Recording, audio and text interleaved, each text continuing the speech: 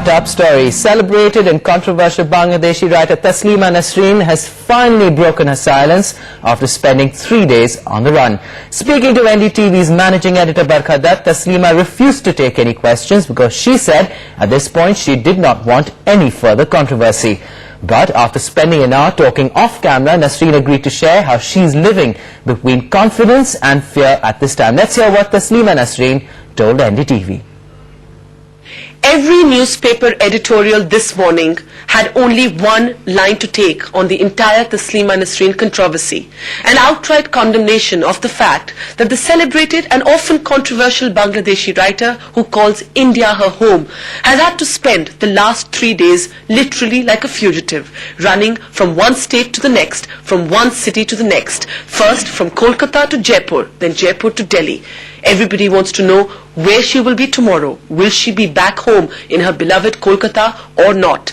Well, camera crews have trailed and tracked Taslima Nasreen's every move, but she has steadfastly avoided speaking to the media at all. And even now, after much persuasion, she is categorical. She is not in the mood for any interviews, but she has agreed to let the people of India know through NDTV what she's feeling right now, what's going through her heart, what's going through her mind. Taslima Nasreen, you have agreed to just share with us your longing for Kolkata. Right now, all I want to say is that I miss my home. I miss my Kolkata. I want to go back as soon as possible. Last 24 hours have been emotionally difficult for me. And I would like to thank all those people who have shown their support, solidarity and empathy for me. I'm confident that I'll be home soon. আমি কলকাতায় ফিরতে চাই, কলকাতায় ফিরতে চাই।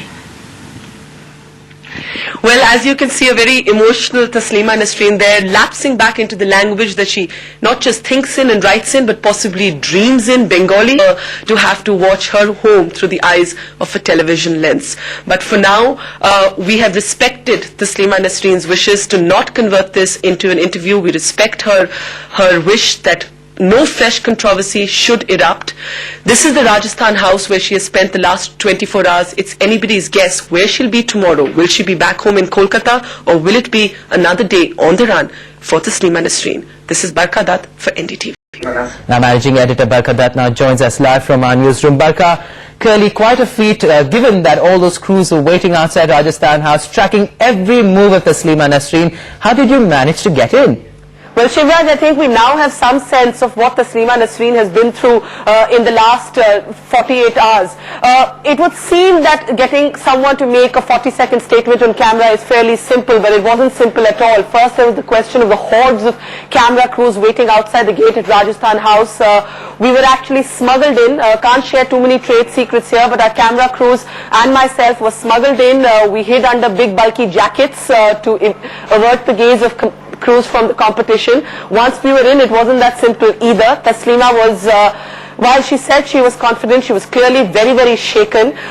She was not mentally prepared to really come on camera. It took a lot of persuasion for me to actually make her believe that if she came out and spoke and told her story in her own voice, it would have a direct impact on how people are perceiving this entire story.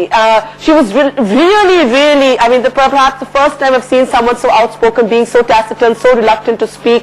I think it gives you some sense of the kind of trauma that she's been through in the last couple of days, and how scared she is of what may lie ahead.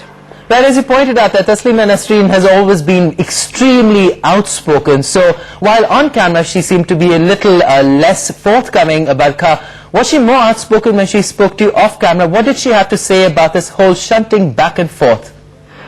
Well, you know, we had a long conversation with her, well over an hour with her brother. There were officials of the Rajasthan government who've been really escorting her and looking after her these past 2 days present while we were talking.